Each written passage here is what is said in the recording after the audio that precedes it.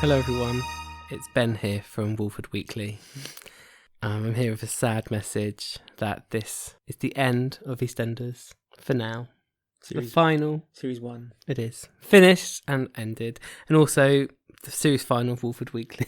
It's the for now. Series 1 Walford Weekly final. It is. Had a good 3 years without a break. Almost 3 years. Yeah.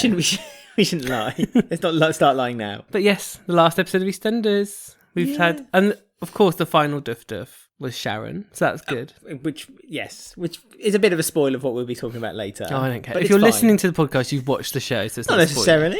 They might come here for the summing up and stay for the theories. I mean, before we start talking about the week, especially Billy and Mitch, let's just spend a few minutes talking about Sharon. Okay. Just that last scene when she was up against that bar. Hang on. Did we watch a different show? Did you put a DVD on in between? Yeah, but Letitia Dean, she knew what she was doing there. Mm-hmm. She had one arm on the pump. Yeah. One hand on the salted No, peanuts. I'm being serious here. Okay, sorry. It was very iconic the way the makeup people knew what they were doing, the hair people knew what they were doing, and Letitia Dean knew exactly what she was doing there. That's just that shot of her behind that bar, and her hair was done very 2005 Sharon. Mm-hmm. The makeup, it was like new makeup. Yeah, you have not seen Sharon with that look in a while. No. And it's the iconic Sharon look, like the raised eyebrow, like the Sharon Watts. Yeah, the Sharon Watts, the red lip. It's a bit like the Rachel from Friends. That's the Sharon Watts. Yeah, so any ladies out there or men, me, we don't discriminate, who want to go to the salon and want to look like Sharon, you ask for the Sharon Watts. Not for the Mitchell, the Sharon Watts, 2005. So that was very good. I mean, the week, it was fine. I mean, we ended EastEnders on a filler storyline of Mitch, Billy and Karen, which isn't the best outcome. But that last 20 seconds was good. Also, I just wanted to spend a few minutes focusing on Sharon. You should have a minute's silence focusing on Sharon at the end. Okay.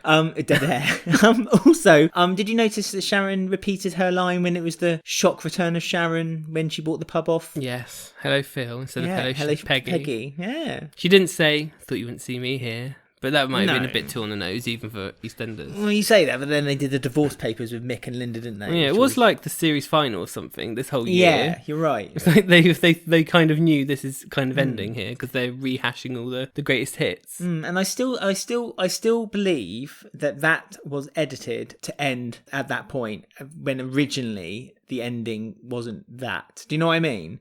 So I still believe that they chopped together clips, so it deliberately made that the ending into one episode. So the editors, I think, applauding the editors and the runners or whoever organised an episode, they deserve a bit of praise there because they did that. There was purpose to that being the ending. Because the whole thing with Phil wanting to buy it and suddenly he was moving in with Ben and Callum, it was all a bit like, what? This was all a bit quick, about 10 minutes sum up. So I think that probably would have been stretched over a few more episodes maybe. I agree, because I think the reason I think that is the Ben collapsing story. Again, I'm spoiling. You might as well not listen to the rest of the podcast. We might as well just end it here.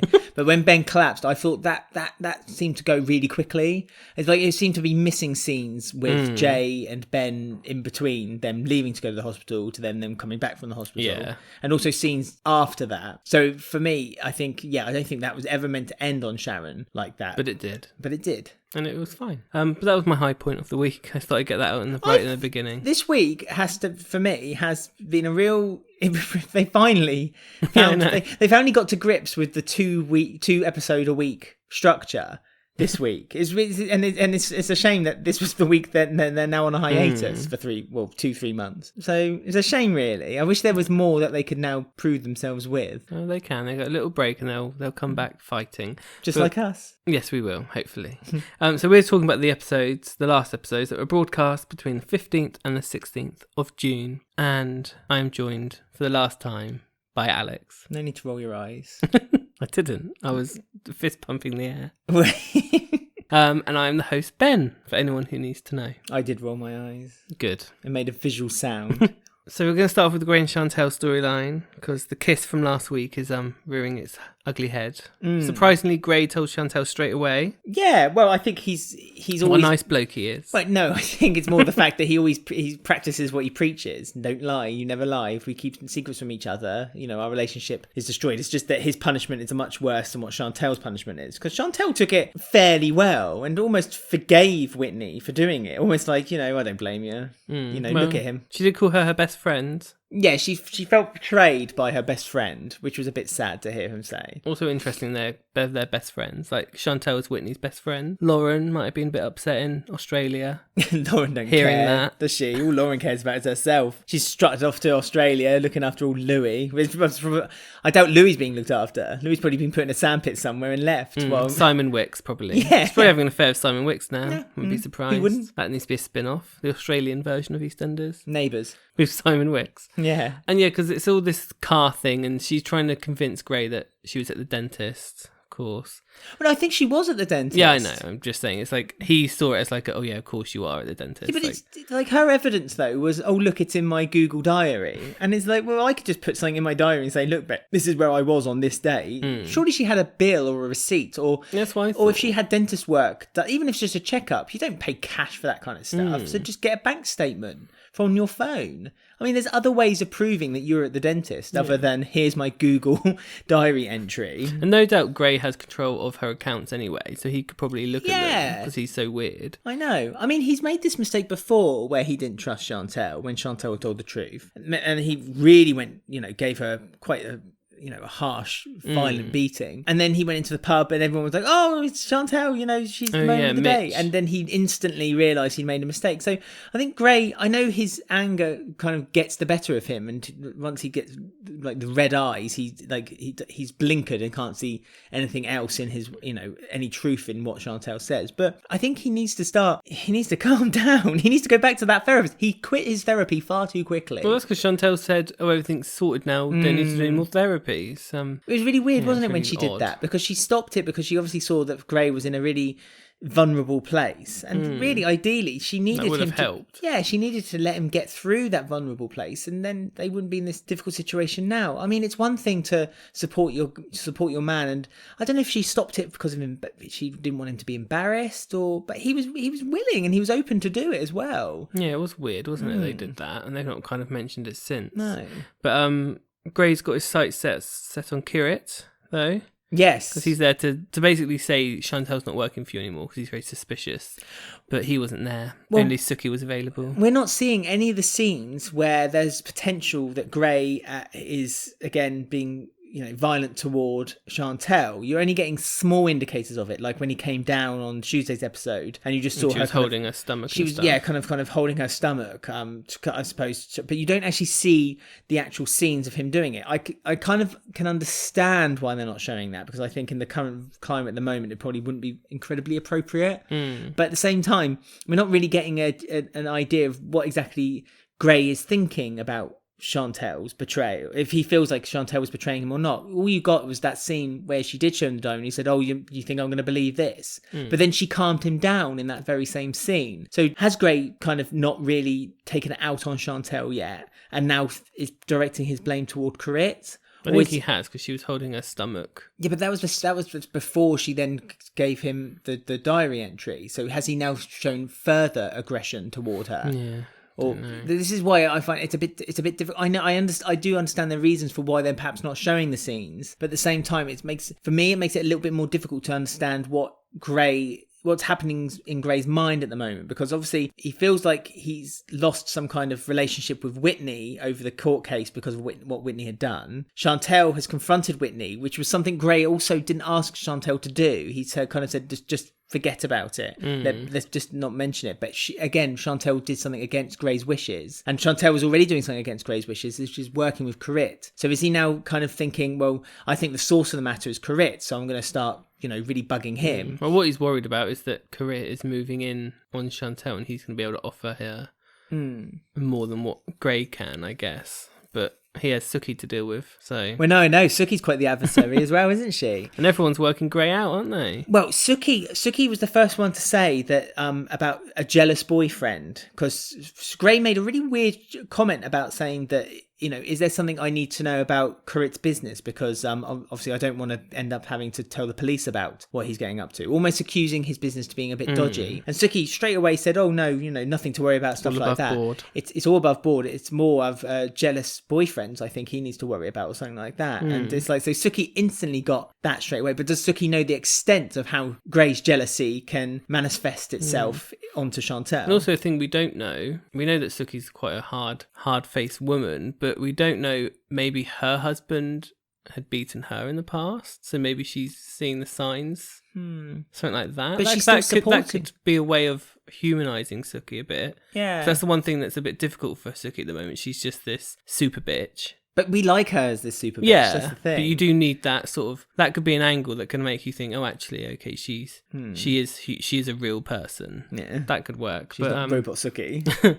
But he started taking photos of their accounts and the address of their work and things, didn't he? So yes, for I don't know what reasons that is. They focused just on check in on it, I guess. Well, they focused on his balance when the camera was showing the photographs of when Grey was flicking through the paperwork. They focused on the balance sheet. So I wonder if that's something to do. Maybe there's dodgy money coming in, and Grey's going to investigate that a bit further. I'm not sure. But just to go back to something, a point you said about Suki's husband. Suki is supporting her husband, though, isn't she? While he's in prison. So would he be? I don't know. Maybe Chantelle supports Grey. No, that's true. That's the thing. I don't know. But would the rest of the family not know about it though? No, because Kurit's very close to his mum, isn't he? And also Ash knows about Chantelle, doesn't she? She's on the ward at the time she went to hospital. That's right, that's true. So lots of people were starting to know about Grey because Ben mentioned him being a bit weird and a bit controlling with the car. Yeah, well, he asked him why he has a tracker in the car in the first place, and he gave a very he said he was monitoring the mileage or something, not a tracker, wasn't it? Or something. Oh, that's right. Ben said that was weird. Dotty obviously knows about the tracker. Yeah, and knows that Grey's a bit odd. Jean has noticed with her sixth sense. Oh yeah, she said that months ago, wasn't it? She's not a happy woman. Yeah, she's clearly not a happy woman. So one by one, they're all working it out, unlocking it. So I do hope when it does return, because obviously we've got a big gap now. We don't know. We don't know if there's going to be a time jump or they're going to sum up a few months. We don't know what's going to happen, but hopefully someone does come to Chantelle and say something now. I think it is needed. This is the one story which I do want to see returned, but I want to see it with a bit more of an impact because it seems to have gone really quiet and stopped. Yeah, and the fact that they integrated the Whitney story in there is interesting, but I feel like that stalled it a little bit, and I think that they've tried to make it happen again with the Whitney kissing Grey story, which actually has surprised me how much I actually think there's a lot of scope attached to that. At first I thought, oh, Whitney yet again showing that she just, as soon as someone shows her any kindness, she just attaches themselves like a limpet onto people. But the trouble is, it's another abusive man though for Whitney. Well, exactly, which is so frustrating. But then I suppose this is the way that the story gets exposed. But for me, it looks like it's going to be a Panesar reveal. But what if Suki? I wonder if Suki is the first to find out.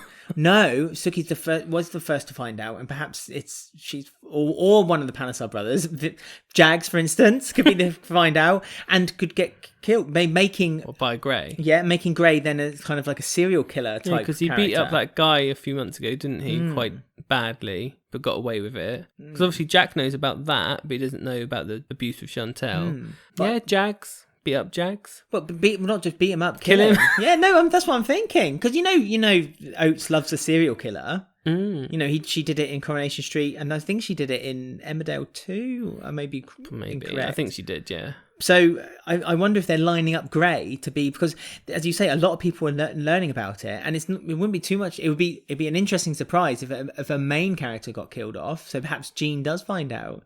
I'd hate it. Just when Stacey arrives. Yeah, and that could be, and then Stacey gets involved because she's looking for Jean. Jean goes missing. And also, if Jags dies, Detective Habiba could try and solve his murder. Her PI agency is back on. She can put her catsuit leathers on. That means more quotes for us to put on our Twitter. That'd be great. Lots of scope for this story, but it needs to move on a bit because it's been 8 months of the same sort of scenes between these two. But having Suki involved is always a plus point. Oh yeah, it's just I just don't want it to go stale. I think it just needs to be moved on. Yeah, it does. And it sounds a bit sick that we're saying, an abusive storyline is going stale. But this is a soap after all. I think it just needs to be pushed on a little bit. Yeah. Thing about pushed on, we're going to move on to the next storyline, which is our Dotty, who's getting arrested. I know, she's up to mischief. And just like her dad. She just can't find her luck, can she? She just she thinks she's on the straight and narrow with her mechanics A-level that she's trying to pick up. But university, reminded of that this week. I beg your pardon, it's a degree. Yeah. But Ian seems to be putting a scupper on all of it, but just to protect his family, or more like himself, because that's what he's really protecting. Yeah, but using Bobby as a way to Bobby and protect Peter. himself. He's using them both, isn't he? As a kind of like, he's using Peter as a shield and Bobby as his kind of like weapon. Yeah, old Peter's still around, isn't he? Lovely. Don't know, is he working the car lot again now? Because he's wearing these weird shirts and stuff again. He's doing shuffling 2 jobs at once. Car lot by day, PT by weekend. he's earning the coin. He is. Because was it last week when Ian spotted them both together? He caught them in the kitchen kissing. That last week? Yes. Right. On Pauline's kitchen table. Yeah, so hard to remember what things happened which weeks. It's all the same storylines. But this is a continuation of the story. It is. So what's happened is Ian doesn't want Dotty with Peter. No, and Bobby's upset. Yeah. And obviously she knows about him and Dennis. Yeah. So he wants her out of the picture. Ian wants him away from his family because he feels that it could get, if their involvement gets too heavy, that at one point she could be like, I don't want to keep a secret from you. Ian did this, that and the other. And don't forget, something I did forget, is that Lauren had a secret about his family when Bobby had killed Lucy, and Lauren told Peter. Oh, did she? Yeah, and so that's the reason why. So I think he's feeling like it's the same kind of story again. It's happening again, because then that's why Lauren and Peter leave, because they keep the secret to themselves and leave to Australia, because Peter couldn't stand staying on the square anymore. Oh yeah, knowing the secret about Bobby. That's right. And then Cindy also left as well, didn't she? And then Cindy left. Yeah, she went to Cornwall with the secret too. I was reading up about Cindy recently. I'd love her to come back. She's on Netflix. She's busy. I know she's busy. We don't have to use the same actress. They recast everyone, haven't they? Recast Jean. Recast Michelle Collins in, couldn't they? Yeah, to play a young Cindy. Just use a bit of CGI, it'd be fine. But no, the character of Cindy is a really interesting one, and I think it's one for me. Watching Dotty, so it's a young Nick. Cindy would be like watching a young Cindy, yeah. And so, for me, I thought that maybe if they brought Cindy back, Cindy and Dotty could become friends, because they would be a good match, I think. Yeah, as well. That's true. And they're similar ages. I think Cindy's a bit older than her. Yeah, a little bit. And also, Cindy's got the kid. Oh, did Cindy had her child adopted, didn't she? It was going to be adopted by Jane, but she said she couldn't keep him in the same house. She left with the baby. She left, so she kept the baby. Yeah. Oh, there you go. So there's another little rug rat. Another toddler, and that toddler can be friends with Lexi. Although and Lexi's Kathy. Not a toddler.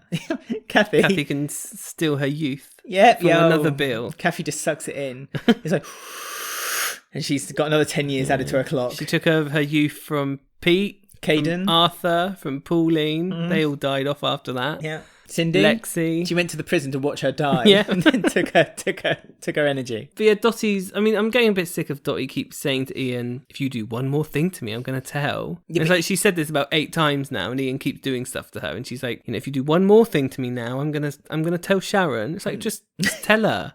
Yeah, but she's got no evidence, has she? And Ian's basically said to Dotty that on your reputation, especially at the moment where I've basically tarnished it even worse by you getting arrested for attacking a police officer, and also, although she got away with the drugs thing, what did she do? She say that wasn't my bag? You're mistaken. Yeah, it's weird because Max told Ian about Dotty's drugs, didn't he? He said keep Peter away from her. Yeah. So he phoned the police and said. And coincidentally, at the time the police turning up, after Ruby had said she shouldn't sell it anymore as well. So now her reputation with Ruby is worse. And Ruby's so rubbish, isn't she? She's I know, like, do you mind just maybe not selling those drugs, but you can still come into the club? I mean, I don't blame her for kind of like using a very friendly way of doing business. It's a nice approach. You don't want this kind of very aggressive attack, but it's the fact that Martin can't stop drugs coming into the club. Even okay, they knew about it, so we gave them a buy for that one, a James buy.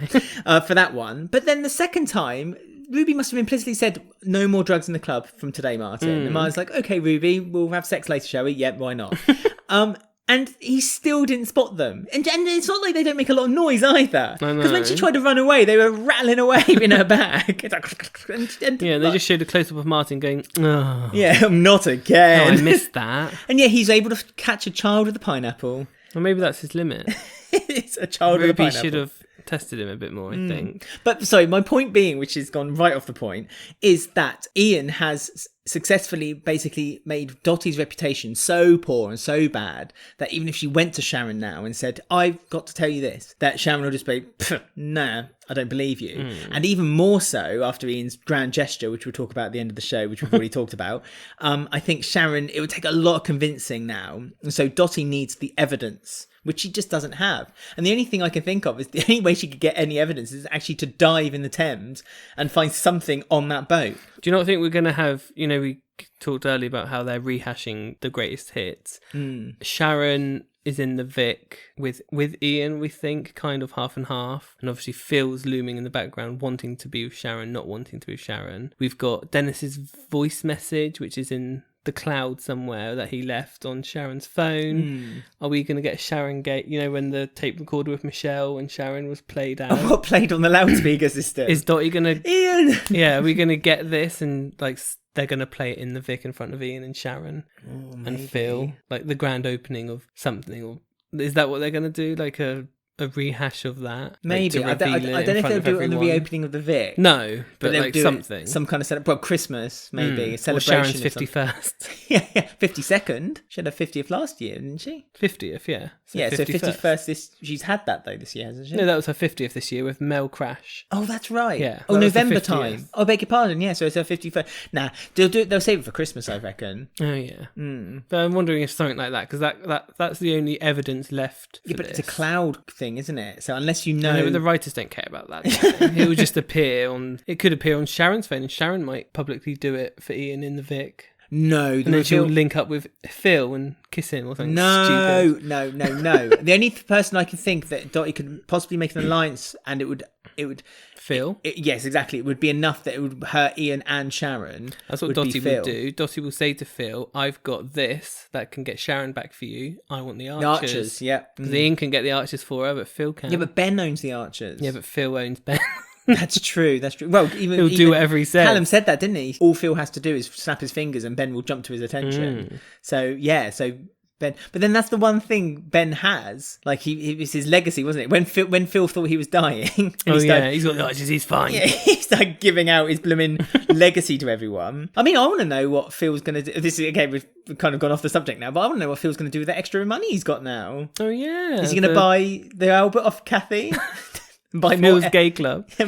Basically have it filled with air hockey tables. The gay club is straight enough for Phil, I feel. Very much. So yeah, I mean, while we're on the Dotty subject, we've also got our Sonia, after years of waiting, she finally gets her big storyline. And COVID-19 comes around and now she has to wait 2 months. Yeah, she gets her big storyline on the last episode ever of EastEnders, which is just typical for this poor old Sonia. But an interesting development, because Bex is living the best life in Australia. She is on Travel Babble. Yeah, she's got her own personal blog. Hasn't she? I hope Louise is subscribed, at least.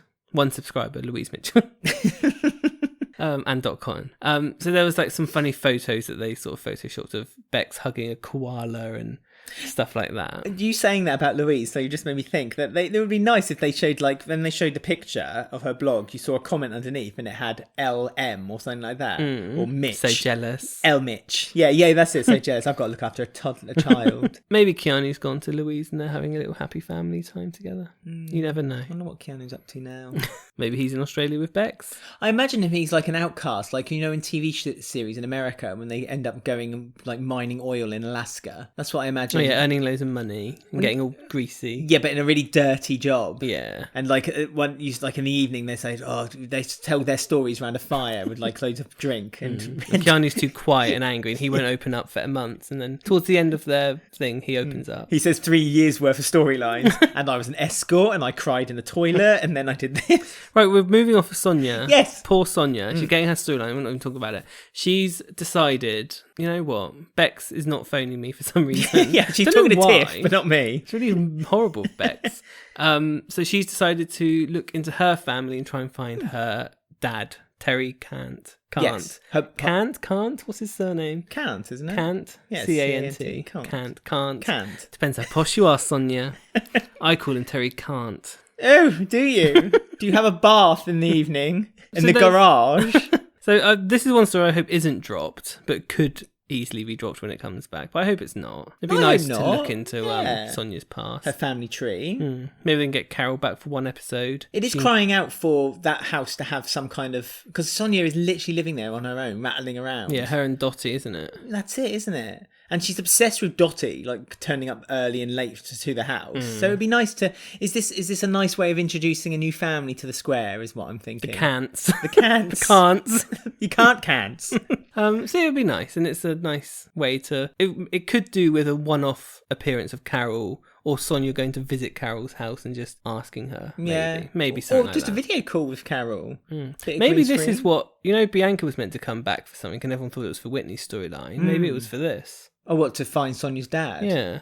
Maybe that was part of the Patsy She could have been Palmer. tied up with both of them, I suppose. Yeah. It would have been a nice little It's a job shame. role for Patsy. You say it's a shame, but I think it's nice to have a one-woman show when it comes to Sonia. She is such a great actress. She is. And we're watching Natalie Cassidy on the classic episodes now. She's just been introduced. She has. And she's only been on like 3 or 4 scenes.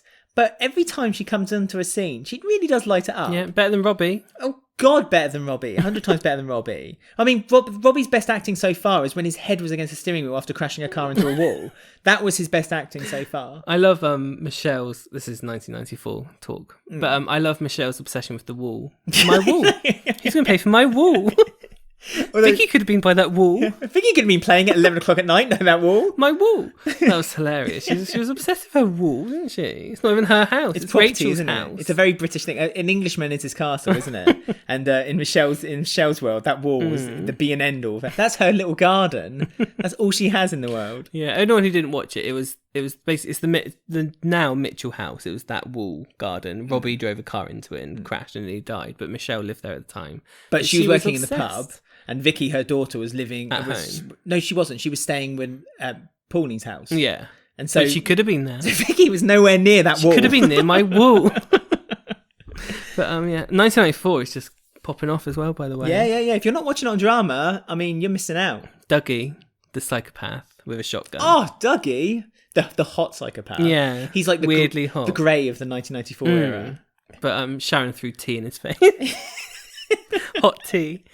She spilled it. It was amazing. She didn't spill it. She did it on purpose. No, it was amazing. I loved it. It was like the best siege ever. But yeah, that's Sonia's story. There's nothing else to talk about Sonia because it didn't really go anywhere. It just started. We went off track 3 times while we were talking about Sonia's story. But you're absolutely right. So that's a very much a to be continued moment right there. We hope. Well, I hope Don't so. cancel her. She's had her past 2 storylines cancelled. Her affair with the teacher. Her stealing the money off that dead woman in Kettering. Her having a nice trip to Scotland with Martin in a little wood cabin. That got cancelled. Got cancelled. So yeah, Her story is stealing money from Dot. Oh yeah, that got cancelled too. Cancelled. God, Natalie Sonia. Cassidy cannot catch a break. No. So this is her break. Yeah, she needs an Act 2 and an Act 3. Not Yes. just her Act 1. A beginning, middle, and an end. Do you remember that song from Sesame Street? No. Every story has a beginning, middle, and an end. Well, Sonia's don't. Well, no. Clearly not. Right, we're going to go on now to our game before we carry on the rest. Talking about classics, this is a classic. Yeah, so I thought this was a special occasion, as it is our final episode for our little break. Which For now. For now. Not forever. No. I mean, there'll be details at the end of the show of kind of like what we're musing, what we might be doing and what we might not be doing. No set plan. However, this is the game. So I brought back a classic, which is Martin Fowler's 5 a Day. Everyone loves Martin Fowler's 5 a Day. When we play it on the interactive quiz on our YouTube channel, check them out if you want to. Does Ruby get Martin Fowler 5 times a day? At least. Yeah. It's a game that everyone loves playing. Martin Fowler's 5 a Day. So you know the rules, but in case any new listeners have decided to join us at the end of our series, would like to know, basically I'm going to say a question or a statement which has 5 or more answers. You have to give me at least 5 answers to win the game in 30 seconds. Cool. Does that make sense? Yes. Good. So here we go then. Oh, and this question also is with someone that you love too. I've really just piled it all in this year. Martin Fowler. This episode, I should say, not this year. It's not about Martin Fowler. No, okay. It's about your Kathy. Oh, Kath. Yeah, so Kathy was dead for the longest time. But upon her return, a few people found out before Ian. Ian found out. Right. 5 people, to be precise. Did they? Yeah. So can you name the 5 people who knew Kathy wasn't dead before she was discovered by Ian? Okay, so 5 people who discovered that she faked her own death with Gavin Sullivan in South Africa before Ian found out. Okay? Yeah. 30 seconds starting from now. Phil. Phil Mitchell, correct. Sharon, correct. basic. Cheese pickle, basic. Tracy the barman. She Well got her own done. storyline. Yeah. Jane. No. Dot. No. I'm trying to think who would be alive or no Kathy. I'll give you a clue. The final two are both Mitchells. Grant. Correct. Oh yeah, Grant. Yeah. Yeah. Peggy. No. Sam. No. Ronnie. Correct. 5 out of 5. And you did it in 26 seconds. Ronnie. Ronnie knew. Do you want to quickly go through how they all Ronnie knew? wouldn't have even known who she is. So Grant was going to tell Ian on his wedding day when he came back from Barbados, but Ben got released from prison, so didn't. Phil knew for 3 years when Kathy contacted him after Ben was sentenced for the murder of Heather. Right. Ronnie saw her talking to Gavin when she was meant to meet with Phil, but Sharon and Ian turned up instead, so she ran away. Tracy found out because... She phoned her. Yeah. Kathy phoned her and said, I've got a message for Phil. It's Kathy.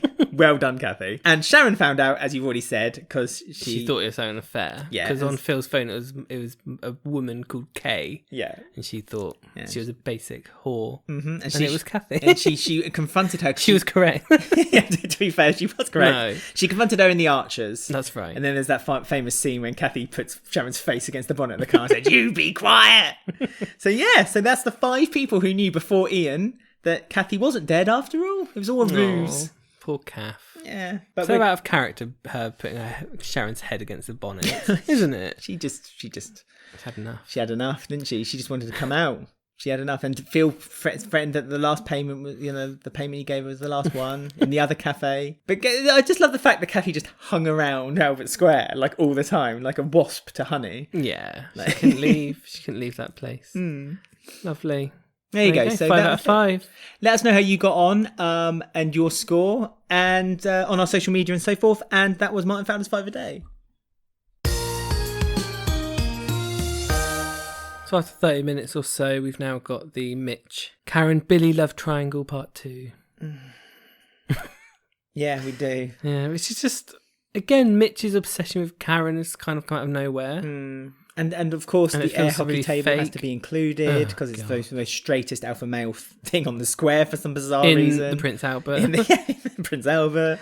We had Tina, which was nice. A nice little bonus there. Yeah. She couldn't quite save the story, but she did add a lot to it. But we did learn that Tina had a sleeping bag behind the bar, and she said that it was because she was going to a festival, but we're not sure. True. So again, that's kind of And leading... Iqra noticed. She did. So Iqra has an empty house with the Ahmeds. Disappeared, so she might offer Tina a room. Yeah, does she share it with Ash, doesn't she? Ash and Habiba, isn't it? I think. Okay. Or do they live in Cush's old flat still? I don't know. No, I don't think Cush's anyone old knows. No. They all moved back to the they moved back house. in the Cush's Ahmed old house. flat. No one lives in that anymore. It's empty now. Yeah. Robbie's fault. So yeah, maybe I'm guessing that's going to be some sort of thing with Tina, Ash, Iqra, possible. I like that. Affair. No, I don't want it to be Bernie unfair. can move in. It could just be the lesbian house with Habiba. P.I. Habiba. No, I like the idea of having an all-female house. Don't you? Like it's like Hollyoaks, old Hollyoaks, classic Hollyoaks. And I'd want to see stories that happens within the household, and not stories where they have an affairs. Yeah, exactly. I want stories where they have people over, or they have parties and actual troubles and kitchen sink drama. That's what we need. Not something stupid like Tina's not washing up. Yeah. Don't want that's boring. Tina can't pay the rent this week. Oh, what are we going to do? But we don't want like the other extreme of everyone just having an affair or whatever. No. But Or just big like, orgy. Yeah, just everyday sort of stuff. Yeah, Would kitchen be sink nice. drama. Have the Mitch affair, I'm afraid, instead. Yes, well, I mean... I just hate Mitch's character. It's such a shame because the actor is really capable and Perry, who plays Billy, is really capable. And they're just giving them this feels like it was going to be a summer filler storyline. We all know what EastEnders summers are like.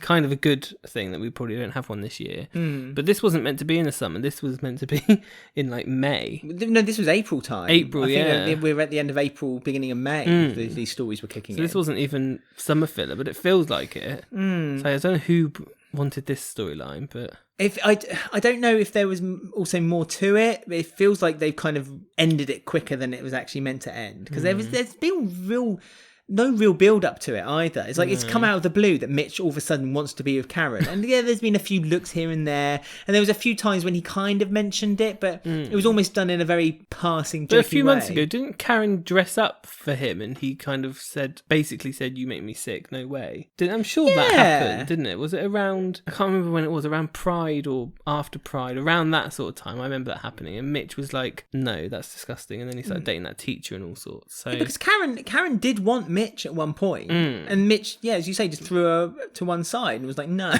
I guess maybe Mitch only wants her because now she's not This single. is my point. I think the only reason Mitch wants her is because Karen has someone, and Mitch so he always wants her there in case it's available, so he can always, it's his fallback plan. But that, if that is the case, then that makes Mitch even more unlikable. And it's the Who fact, knew? Yeah, and it's the fact that his posturing as well. It's like when they were at the chip shop and he bought fish and chips only for the family, but he bought fish and chips for everyone bar Billy. And it's like, what kind of we're not horrible, meant to be what kind of rooting nasty for him? thing is that? Yeah, exactly. Are we meant to be? So I think we are meant to be rooting for Billy for this. I do think that, or at least I think we're meant to be seeing this. Perhaps we're meant to be seeing this as a comedy story, but it's not funny because the way Mitch is putting himself across in a quite a snidey, nasty, vindictive way isn't funny. It's just horrible to watch. Yeah. And I'm sorry, but like the scene last week with the flower in Billy's face did not emote me to laugh at all. I just sat there and thought, well, the whole of the market were laughing at it on their phones. On Instagram. Do they have anything better to do on that market? When Whitney put something on Instagram, everyone saw Leo's it. mum, Yeah, when Keegan posted something on social media, everyone saw it. It's like, all they do is just gossip and look on Facebook and Instagram. That is one of my market. most hated tropes of like how they do that now. That the market extras, all of them all at once are doing the same thing, the same acting. I hate it. But so also, they were much. getting their news from social media. But the whole purpose of EastEnders for years is the fact that it's a small, close-knit community. You can't keep a secret from anyone. And now the fact is that, you can keep a secret as long as you don't post it on Instagram. It's like, no, that's not how it should work. Or travel babble. Yeah, or relation station. It's for me, like, if they wanted it to have the market laughing at Billy, just have it that Has something funny happened to him? well, either do it in public or have Mitch kind of say, "Hey, have you heard what I did to Billy yesterday?" to one of the market sellers, and it would spread within a few minutes. Yeah. It's just really annoying. Like you say, it's such an annoying trope to say, "Oh, it's on social media, so now everyone knows about it." Like in the old days, I think when this aired, I said it to you. Like, if that was the old days, as they were walking through the market, Mitch would have said it to a few of his friends who were actual characters, or maybe one of them said it in the Vic, and that would have been how it would have spread around the square, like Dot Cotton, or Frank, who they would have made fun of in between another scene. That's how it would have done. But this, it's just so lazy just to say, oh, the whole of Albert Square are looking at it on social media and laughing at the same time. The problem is that they have no cast members anymore. Gossip, because Honey's not there, is she? That gossip, but not just that, who work in the market. And that's a really dangerous thing to do, because really that market is the place where all the gossip, the seeds of the gossip begins. Yeah, because Martin has a stall and Kush. That's it. No, Martin doesn't work on the store anymore. Oh, yeah. Ian owns it, but Ian's hired someone else to look after it now. Oh, is he? Well, presumably, because you don't see Ian on the stall. No. Probably Shrimpy. Yeah, Kush has a stall. You've got a point there. But again, you never see Kush on the stall. And Whitney's got a stall. But Whitney's, you might as well give up the pitch. But again, if we were to go back to 1994 for argument's sake, there was Richard, who's the market inspector. There was Sanjay, the sexy close stall. Absolutely, 100%. Get Sanjay in my house right now, please. Thank you very much. There's Mark. Mark, yeah, Mark. He's the fruit and veg stall guy. Big Ron. There's Big Ron, of course. There's Arthur, who works opening and closing the market, so he's up and down the street sweeping and this, that, and the other. So there's enough of a cast there where you could have four put to one side and kind of going da da da da da to each other. Have you seen what Billy did? Oh yeah, haha. Better go back to work. Yeah. Just a little thing like that would have helped, rather than just 10 extras not talking, just looking at their phone and pointing. It just looks so amateur. Yeah, we love extras, don't get us wrong. Yeah. We love an extra on the market, but it's just something about where they keep doing that, and it's like, no, that would never happen in real life. It's weird because nothing really seems to happen on the square anymore. Do you know what I mean? It's like things happen in the pub quite rarely nowadays, but things seem to happen. The cafe seems to be quite a good brewing ground, but everyone seems to kind of go off and splinter off to their own directions. When there's no one shot scene So they go to one shot where someone's talking at one end of the market, then the camera pans when someone walks past them, the camera follows the person walking past, and then you see two people stood outside the cafe, and then That's a dangerous comment to make at the moment. Oh, well, no, that's true. Did you see not because of COVID? Oh, okay. A writer, I think it was a writer, posted on Twitter saying that he used to love writing scenes like that for EastEnders, where they splinter into multiple storylines in one shot. But the tweet has been deleted since. But he said they stopped doing it because some of the cast members didn't like being seen as just extras. So they didn't like waiting around all the time in the background. And then he deleted the tweet all of a sudden. But, That's a silly thing to say. I know. Especially with the markets. But okay, my point is then, if you don't want to do that in the Vic as a one-shot thing, fine. Although it would look aesthetically... they need to sort those egos out, though. That is not... That's the point, isn't it? I want to know who that is. Yeah, sort those egos out. We can all guess, but I'm not going to say on air. But on the market, say, for argument's sake, we've just said there's no main characters who work on the market. So could you not do a scene outside the minute mark? Follow the camera as someone walks past them in the minute mark outside the cafe. Then follow them to go into the... So it's not even one shot. Then follow them as they go into the cafe. New shot inside the cafe. Inside the cafe, they could then move to a shot with two people in the cafe. Kate Oates did do that when she first took over. That was like the instant improvement. But it's just sort of trickled away slowly, isn't it? Yeah. Again, which is a shame. But that's like the thing that feels EastEnders-y, doesn't it? That's that right. Sort of thing. The atmosphere of it, the community, the spirit of the family. I mean, we have gone off topic again. I can't remember what we were talking about. Mitch and Billy, they have a fight.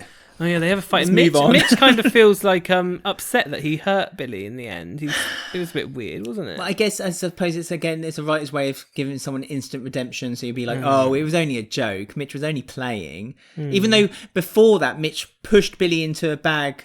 Into a pile of bin bags. He said, "You stay down," and then he kind of walks away. And because Billy then fights him back, he elbows him in the nose, and then he suddenly goes, "Oh, I'm sorry, Billy. It was only a joke." I didn't mean it. Yeah, it's like, well, don't be nasty. You've been nasty for the last week to Billy. Billy's not a very confident guy, bless him. I love the fact they brought back up that he slept with Tina as well in front of Iqra. Yeah, and Tina said, "I was just trying something different." No, you were, Tina. No, she slept with Woody a few weeks before that. Yeah, and don't forget Magic Marv. And no, Magic Marv said they didn't. Allegedly, of course. And yeah, it's just, I don't know, Mitch's U-turn just seemed a bit... I would much prefer if they just had Mitch involved in the Keegan storyline and be a bit of a mentor to him now. Like, he missed so much of being a father to him. I would much more prefer to see Mitch try to be a mentor to him now. Yeah. But they don't. They're just using him as this stupid comedy rubbish. Because there was a Keegan story this week as well. Only one or two scenes where Iqra was trying to drum up business in the Albert using her business degree. Very well done. She said, "Oh, if you're looking for something," because the Albert, what did used to sell vegan snacks and cakes and everything. Yeah, they don't anymore. No, Kathy took them to the cafe, didn't she? She probably did because they were selling so well. She thought, well, I can get more business in the cafe. However, so Iqra offers this role, gets Keegan involved. Keegan makes the mistake of offering sausage rolls, which is not a mistake really, because Greg's offers a good vegan sausage roll. Thank you, Iqra. Yum, yum, yum, yes please. And then Keegan walks off. He's like, no, I can't, I'm done with this. I can't, I get it. Keegan has given up. Keegan basically feels like there's no point trying things anymore. But, that was a perfect opportunity, especially where at the beginning of this really week... easy business as well. Easy business, but this talking in relation to Mitch, this is a perfect opportunity because Mitch said, I really need to get Keegan out of this funk. Couldn't Mitch have witnessed this happening? Yeah, and forfeited his hockey table to Billy and be like, this doesn't actually matter. Let me focus on Keegan. And then that could have helped the Billy and Mitch story a bit. Yeah, it means that Mitch is actually a good guy and we don't need him to then feel sorry for Billy after he hit him in the nose to feel that way. Billy can just carry on with his relationship with Karen, which I don't mind saying I think it's a good relationship. I think they work well together and I think it makes sense. And then do Keegan and Mitch, because the Keegan and Mitch story was really going somewhere where Mitch was almost like guiding him and looking after him and trying to explain to him that yes, it is, especially obviously the climate we're in now, it's even more important that they talk about it. Obviously when they filmed this, they weren't aware of they didn't have a magic crystal ball to know. But still, there must... I don't know. It just feels like a lost opportunity. Or even Isaac could help, because he's a teacher, so he could be quite good at talking to Keegan. There's lots of missed opportunities here. Because I don't know how well Keegan knows his black history in the United Kingdom. Yeah, because he said he was brought up in a white family, wasn't he? That was the main. That was how all this started. So that'd be interesting, because perhaps Isaac could then teach Keegan this history and give a bit more perspective to Keegan, but also the viewer. We can, again, very important time to bring it up. That's not time now when it comes back. That obviously they need to do this properly, but just quit with this comedy. Yeah, drop the Billy Mitch love triangle. Do 100% drop it. It's done now anyway, really, isn't it? Because Billy gave Karen the ultimatum if it's either me or Mitch. Just have Karen say, it's always going to be you, Billy. The end. That's the end of the story. Until Honey comes back.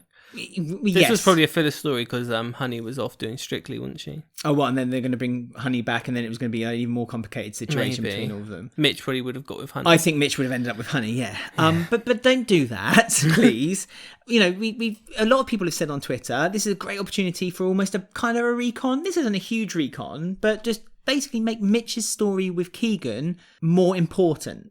This is the opportunity. It's a better story as well. Oh, it's a much better story. It's not a difficult choice to choose between these two stories. No, we don't need the filler. Just keep the important stuff. I mean, hopefully when EastEnders comes back, they're coming back with a reduced episode count. They're going to be shorter episodes. 4 episodes, but 20 minutes each. Yeah, so hopefully that means that these filler things will just get cut. And there's only time for the drama. I'm looking forward to this, actually. I really am looking forward to this much punchier EastEnders. We hope, as long as it is punchy. Let's not fingers crossed.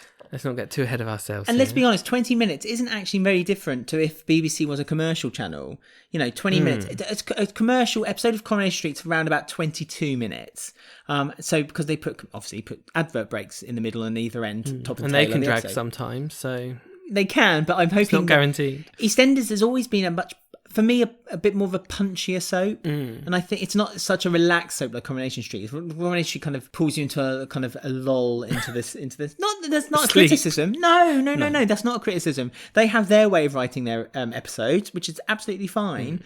The EastEnders have their way. Fast pace. It's a much faster pace. And I think with the shorter 20-minute episodes, obviously this isn't going to be forever, but I think this is a grand opportunity for them to just pick up on it and go for it, yeah. So last storyline then, the last story discussion we're doing, we've left Sharon till last. Of course we had to. I mean, we have discussed most of her story already, but we can just do it again. Because obviously she gets the Vic. Who gets the Vic? We've been talking about it for ages. Technically she hasn't got the Vic. I need to reassure you. Yeah, I know. It's a bit weird, like they've had 2 men buying it for her. Like it was either Phil buying it for her or Ian buying it for her. But we forgive the writers a little bit for her weakness in the past few weeks, because this time she was stood, as you said at the big top of the show, front and centre, where she belongs.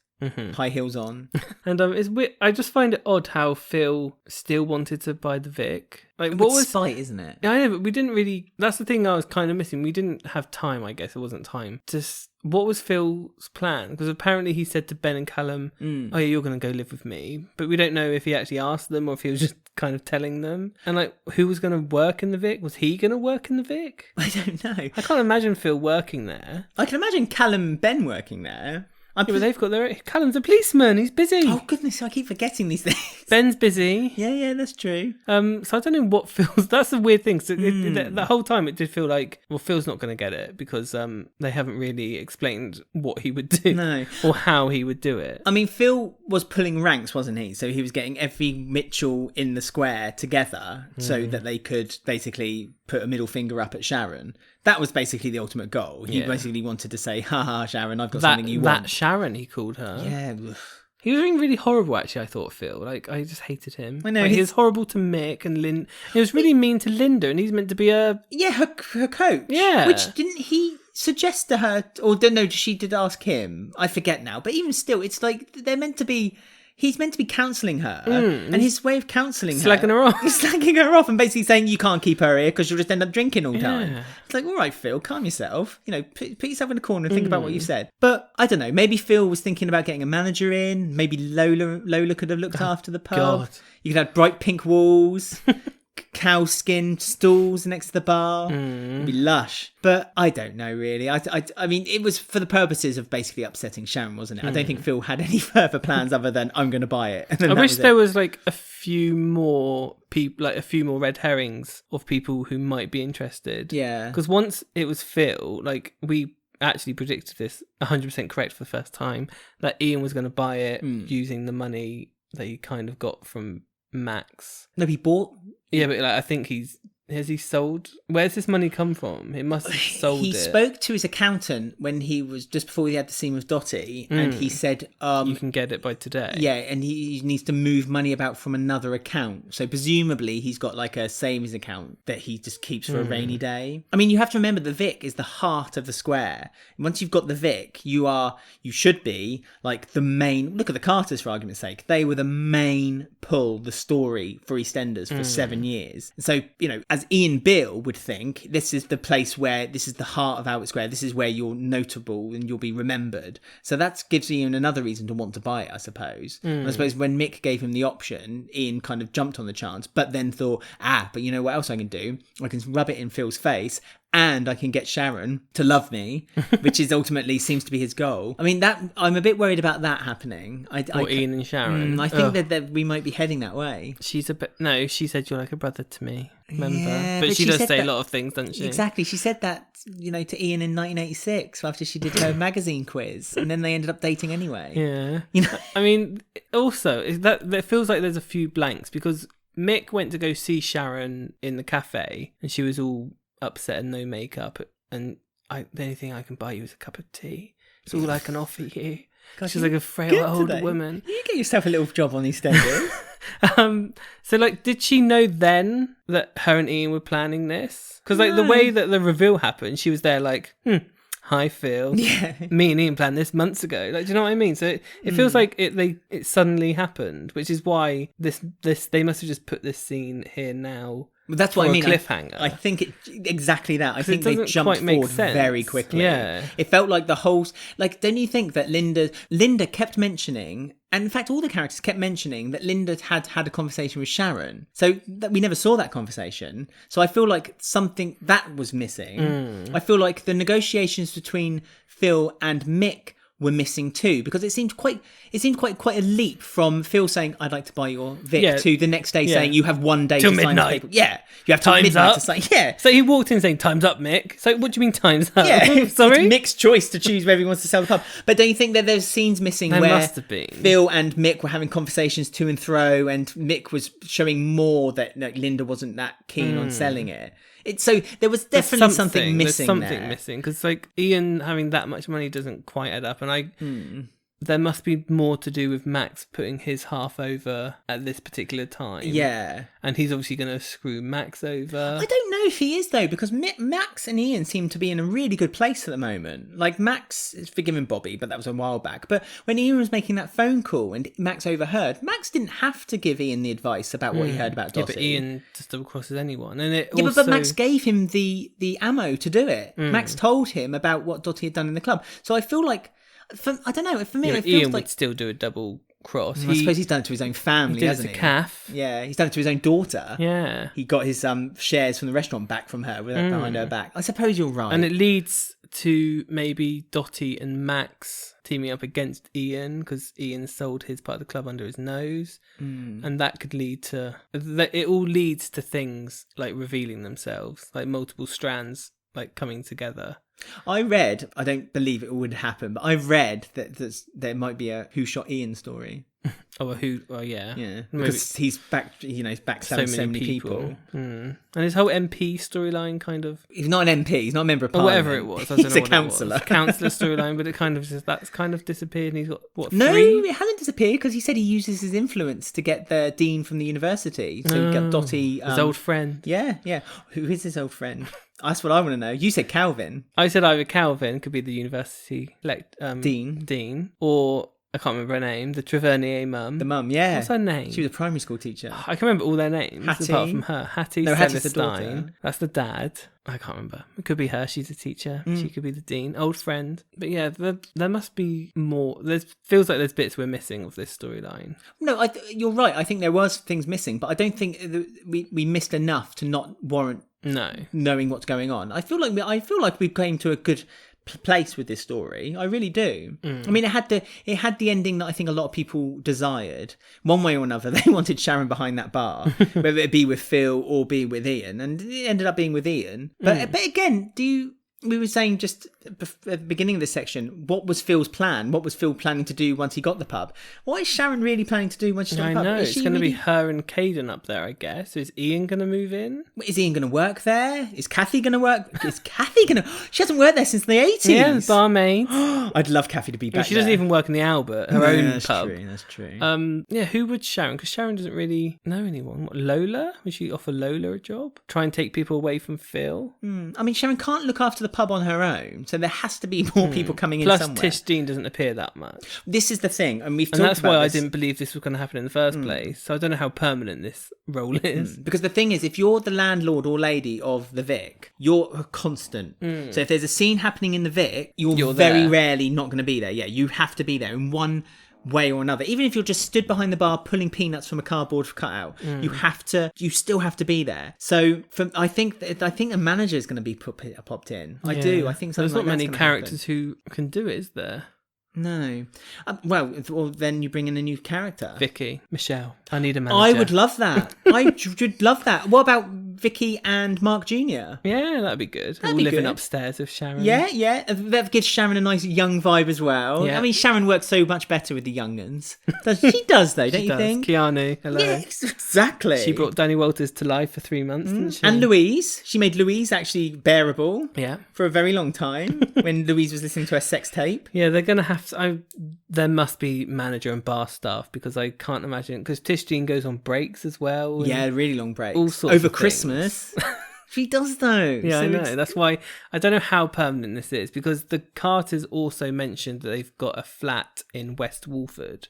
Oh, God. Is that a new set? That might be the new set. No, I think it's West Walford is like not on the square, but they're not going to Bridge have Street. they're not going to have the Carters not living on the square. Do you know what I mean? No, that makes no sense at all. So I don't know how real. I don't know. It just doesn't feel like this is a permanent change. Could they not throw out... There's the elderly woman, isn't there, who lives in the flat above the bedsit, and the 3 flats that What, Jack the one who owns. has the bat. Yes, that's right. One who lived above Ruby when she lived That's there. right. Presumably, is hers a bedsit? I don't know. No. Can't have the Carters in a bed sit. Well, that's what I'm saying. That's why it wouldn't work. But if it wasn't a bedsit, it would make some sense. Or they could... Because there's not... I'm trying to think what proproperties there are available. I mean, Sharon might hire Mick as manager. True. Oh, yeah, she could ask him to carry on running it. Hmm. So then he keeps the Mick behind the bar, doesn't it? But Linda doesn't have to be working there. No, Linda can just go upstairs. Well, that's the other thing, isn't it? Because Linda and Sharon are like BFFs. And so if Linda and Sharon have to have a scene together, it's going to have to be at the Vic. But the whole purpose of the story was that Linda She can still go in the Vic. She just can't. No, because she'd be tempted. Work. That's the reason why she couldn't stay in the Vic. If you went to a pub, she'd be tempted Phil to have a goes drink. to the pub and has Yeah, but orange juice. Phil's had many years of relapse and regain and That's getting true. back on the wagon that he's now found a good place. Another reference you just reminded me of is Phil reminded everyone of when he blew up the Vic. Yeah, he didn't say he was on crack. No. He just said he had a bottle of vodka in his hand. Yeah. So it wasn't quite true. But that wasn't the best selling point to Mick, was it? No. Can I buy the Vic? Do you remember that time I blew it up? Yeah, on crack. Yeah, sure. I'll give you £200,000 and a bag of crack. But yeah, I mean, it's very odd this episode because there's nothing else to come. No. So we we're can't just predict. kind of spiraling into into random.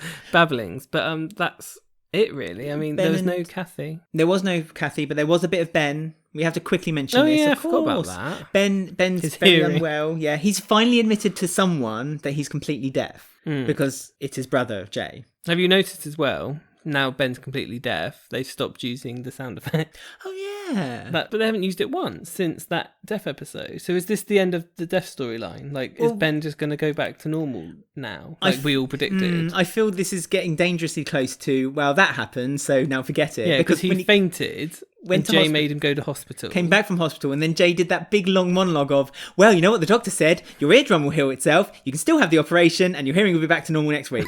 And so it's like, oh, okay.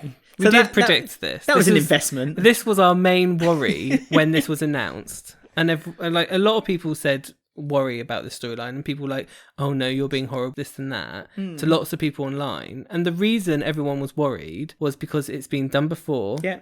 Kat, who has a scar on her face forever, for life. Patrick had a stroke. Yeah, That disappeared. Louise. Louise had burns all over her and she body. couldn't show her body anymore. So that is why everyone was like, this is not good, because they won't treat it with respect. And Nope. they did all these things like we're working with blah blah charity, and we've got this deaf actress Frankie who's going to be a big part in a big thing in Ben's life and Callum's life. Totally admirable. And don't get me, I Yeah, but she loved appeared in like 3 episodes. Was it 3? Just I think it was 3 episodes, about. but like what, 5 scenes? And I liked Frankie as well. Yeah. Actually, I really would like her to have done more. But we're just waiting for the Ben's hearing to go back to normal. And after that special episode they did where we heard it from Ben's ears, apart from the background music, which Ben couldn't hear but we could. Now he is actually deaf. They've not been using that stupid sound effect. And don't get me wrong, I don't want the sound effects, but if they're going to commit to something, this just proves everyone saw this coming. Well, it was just ticking boxes, wasn't it? Really, it was like another pamphlet waving storyline. Yeah, and now that's finished. It's doing all the right things in the right order, having the sensational moment, and then it's just like, oh, everything will be fine next week. And that's exactly what's happened. And that's literally what Jay said. And I would not be surprised if EastEnders are going to film from when they start filming again and the new episodes come out, and they're going to actually have this 3 months has passed, because that'd be interesting. I wonder what they're going to do with that. But just for this story, before we talk about that, maybe if they're going to have 3 months passed, are we literally just going to have Ben back to normal? So Ben's had the operation, his eardrum's healed. That's what I mean. And he's just going to be like, oh, hi, and hi, Lexi. And Lexi will be like, hi, Dad. And he'll be like that. Da-da! And he's just, my hearing's And back. this whole storyline where we could have seen him do the hospital appointments, seen him struggling day-to-day life. We didn't get any of that. We got the gangster stuff, the sound effects, Ben not telling anyone, being part of a sunken boat, all this rubbish. We didn't get any of the real life stuff, and now they're saying, oh no, it's only going to be finished. We're not even going to get that. We got like one hospital scene where he talked to a doctor. So I just feel so we're not even going to get the bit where he actually heals. They're almost, and we don't really learn anything really. No. He did a bank heist. Well, or whatever it was, which had nothing to do with his deafness. That bank heist. I mean, this was meant to be bank heist. It was like a warehouse heist. Sorry, well, it wasn't even that. It was like a tiny little room, which was also pointless in the end. But that's my point. Like this, they said this is a very important episode where you learn about how Ben is feeling, but we didn't really learn. We learned that in the first 10 minutes, maybe. But the rest of the episode was just a gangster heist, typical EastEnders fodder. So it wasn't a special episode particularly. Okay, it's not their fault that this pandemic has happened. Yeah, but they still wrote that before this happened. But my point is that the fallout of it now, as in the healing process of Ben getting his hearing back, which would actually potentially be a very interesting story as well with Frankie, as long as they didn't sensationalise it again, is now probably going to be thrown in the bin. Unless when we do come back, which is something I want to talk to you about. So when we come back from the 3-month or 2-month hiatus of EastEnders, do you think they're going to say, right, they're going to do literally like a 5-minute quick clip scene perhaps, or just like Star Wars when like text scrolls across the screen saying this has happened in the last 5 months? We might have to do it as a separate podcast, I think, because we've been thinking a lot in this one. Okay, so maybe to save that for a little extra thing. So that might be a little bonus before we come back to do something up again. So that's something for you guys to look forward to. But yeah, you can only predict so much at the moment. But that is just typical, like, okay, we all saw this coming. At least Patrick's stroke lasted a few months. That was it. I don't even know what him and Callum, nothing really happened, did it? It was basically Jay he opened up to Jay, didn't he? He opened up to Jay, and Jay said, you need to stop keeping secrets from me, but he didn't really implicitly say to keep secrets from Callum. Oh yeah, because that makes Ben feel guilty because he's got a secret about Jay and Lola and Peter. Ah, that's right. That's what it was. Right. So that's why they've done it. So now Ben feels guilty. Ben's going to feel guilty because he's keeping something from Jay. But Jay, I mean, he's going to eventually tell Callum, I presume. Ben's going to tell Callum, I mean. Yeah, I hope so. I hope so too, because like trouble is we just don't know. we won't ever know. Hopefully we will know at some point. Yes, in September allegedly. But there you go. That was the roundup of the week. You know what I'm going to ask you, Ben? What? Grade the last 35 years. The last 35 years? Yeah, I want the last 35 years graded. We always grade... whole 35 years? Absolutely. We do a review of the year. Hang on. I want to explain it to listeners. When we do our review of the year, from 85 to the most recent 93, we always grade the year to set how good we thought it was. So I want you to do a full summing up. The whole 35 years. What's your grade? C. Could do better. Average. Yeah. The whole 35 years? Yeah. It's been some awful years. Yeah, but I think the good outweighs the bad. Yeah, but how much? Well, I think more than a C. Okay, a B minus. I'd give a B minus. There you go. We're on the same page now. Okay, so C's not that far off. Well, it's 2 grades higher. Oh, is it? C plus, B minus. Oh, yeah, of course. Yeah. That's a silly ranking, though. No, it's not. Do you want my reasons? Okay. Because EastEnders has been continuously strong, even in its weak moments. It's still been fun to watch. Because we've when we first started this podcast, Yes. which was the Aiden stories, we still had things to talk about, and we still had things to laugh about. Some months we didn't, though. We had Hayley doing the same storyline for about 8 months. I mean, the John York. John York. John York era, though great, and we constantly say that he built the empire back up, ready for Kate Oates and John Sen to bring it back into, hopefully into line. We're still kind of waiting for that to happen. But although it was a bit, it was very Hayley heavy, it still had its moments, had its Mel, had its Hunter and its Ray. Ruby. All their best bits happened when John York left, though, but he started it. Yeah, so he pushed the cart down the hill. That's only 1 year out of the 35, though. So yeah, but I'm saying as an example. Oh, okay. As an example, there's been other bad years. 89. I'm surprised they're doing 2008 as their iPlayer episodes. It opens with Frank's funeral. Well, it opens in April, but nothing more you want than that. Would you know the reason why they open it in April? In my opinion, No, because in March is when Max gets buried alive, and they don't want to start it then. Or they don't want to. They show did reference it it recently, though. So that's true. But I don't think they ashamed. want. I don't think. Well, I don't think they're ashamed of it. I just don't think they want people to, because they got in a lot of trouble for it, didn't they? And also, Frank's funeral is much more iconic, isn't it? Although being buried alive is quite iconic too. Are you done? Yes, I'm sorry, I'm rattling. Yes. Okay. Right. So we're going to go on to everyone's comments now for the final part of the show.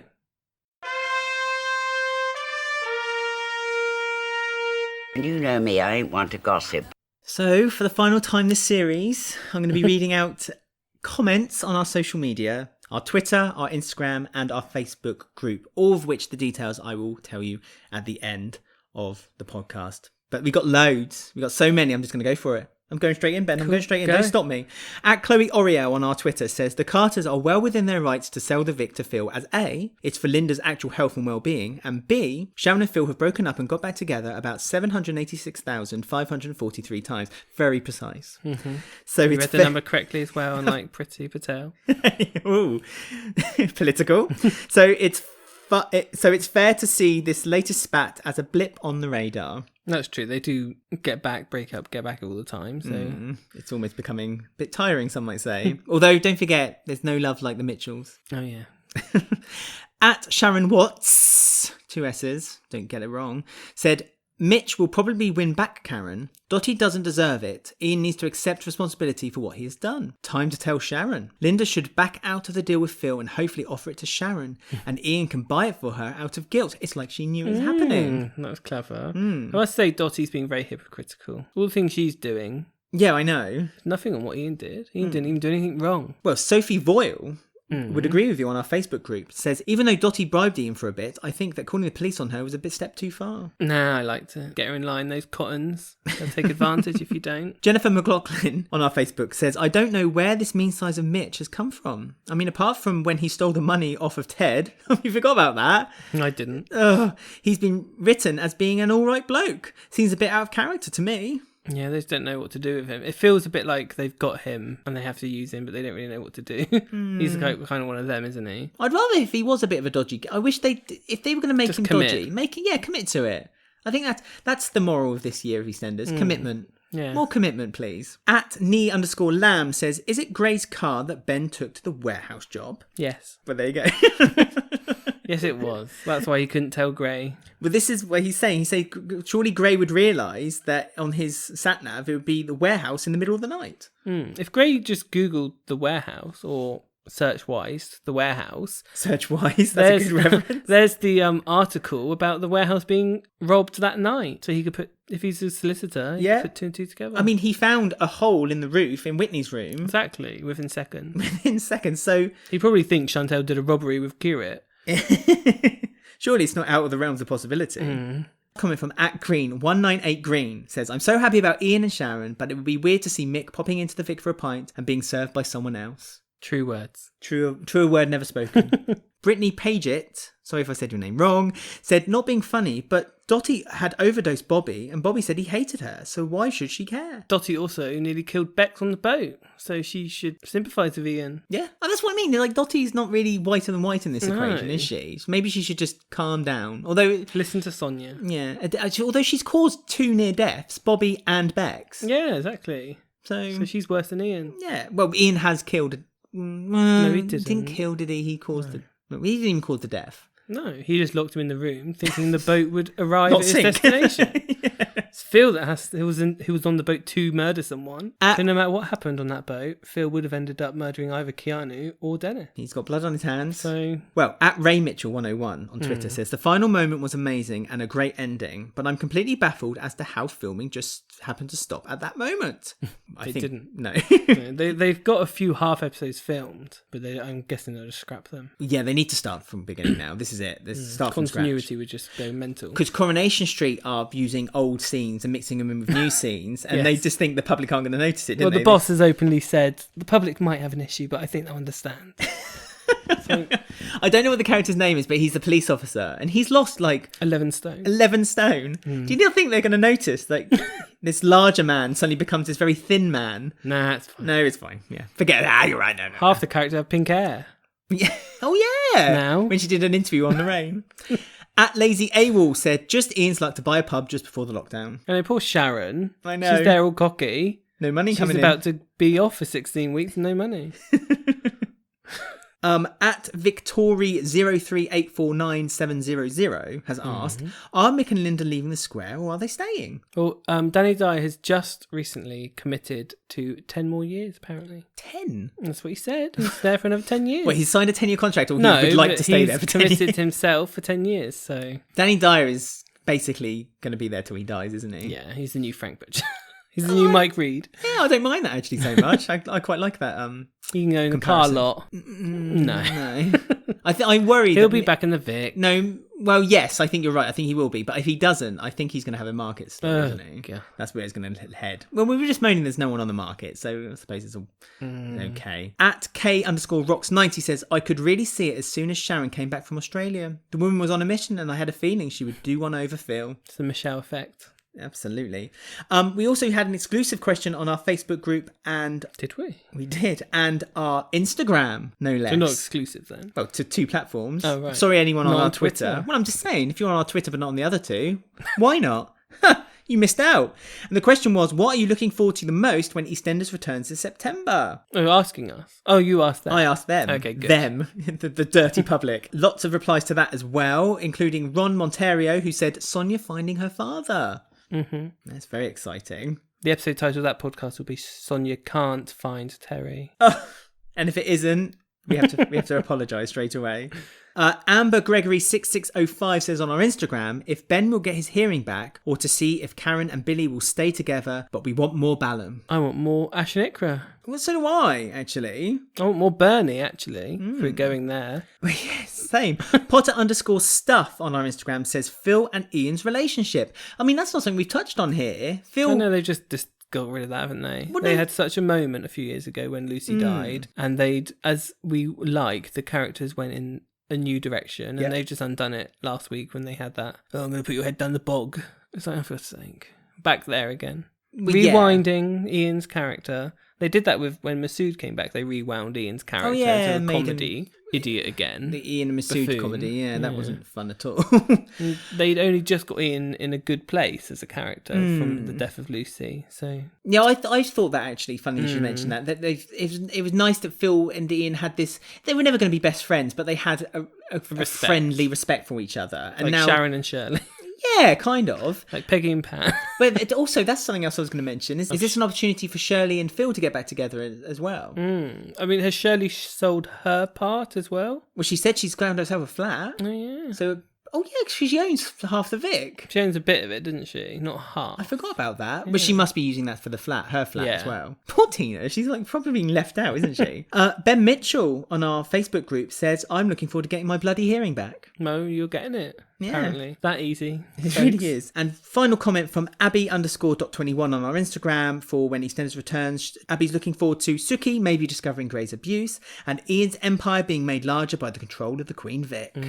One thing I was missing in that reveal is Kathy could have been sat there as well on the bar, smiling or smirking at Phil. Drunk with a bottle of wine. Sharon, Ian and Kathy, 3 originals. With Phil, who's also original. But Wow. not... No, he's not. No, he's not. I 5 suppose years not. missing. But you know what I mean? There's But, yeah. there's that kind of... Because it's nice, actually, that, as you said at the top of the show, that the final moment of Series 1 of EastEnders was Ian, Sharon and Phil. Some kind of... EastEnders. Proper East End they are. Proper East End, real East End. Real Like East End. Peggy. No, And yeah. Peggy's picture was in the background, wasn't it? Yeah. Will Sharon take that down? All these sort of questions we can talk about in a separate podcast, I feel, because it will just run on way too long. Fair enough. And I hope you can all join All us our for predictions that. and what we want and what we think is going to happen. Looking forward to it. Um, So if you want to get in touch with us, we're still going to be making comments as EastEnders is broadcast with the special episodes on BBC One. We've got also- videos on YouTube every week still, every Exactly. Sunday. Every Sunday we have Of videos varying on YouTube. quality. But we also have a backlog of loads of original videos that we've made. So just go on YouTube and look up Walford Weekly Podcast and find us on there. Subscribe and ring the bell to get all the content on there. All your subscriptions really does help us Someone out. just subscribed to our channel, by the way, which is weird. Shout them out. Go on. Thanks, Adam Kennel. Yeah. Thanks, Adam. Nice one. You can also get in touch with us on our Twitter and Instagram. It's just at Walford Weekly, or our Facebook group. As I say, it's a hive of activity with lots of lovely members No, on there. this is off. Yeah, it's getting even more active. Just search Walford Weekly Podcast on Facebook, click to join the group, and no doubt you'll be accepted immediately. We've got Secrets of the Square to look forward to, though, Yep. with Stacey Dooley. Which looks actually is going to be good fun. Yeah, looks good. And we've got the classic episodes, and we've got the 2008 episodes coming on iPlayer and BBC 4. God. So there's lots of EastEnders content Bit coming. too much, actually, if you ask me. But we'd like to say to everyone, thank you so much for listening and being with us on this journey for almost 3 years. We are coming back when EastEnders returns, but before then, we will be releasing content on our YouTube channel, but for podcast-wise, they may be a little bit more sporadic. So make sure you subscribe, because otherwise you won't know. So subscribe right now. Yeah, subscribe to our podcast on whatever and then podcast if app we you're listening release to. one, it will just pop up. Yeah. But this is happening at a very good time for us because we're moving house, so it's actually the perfect timing ever to have a break. So It really is. So do forgive us. Yeah, so do forgive us because we are going on a break. But as I say, we will be popping in and out from time to time. Thank you. Stay safe, everyone. Yes. Goodbye. I'll see you soon. Bye.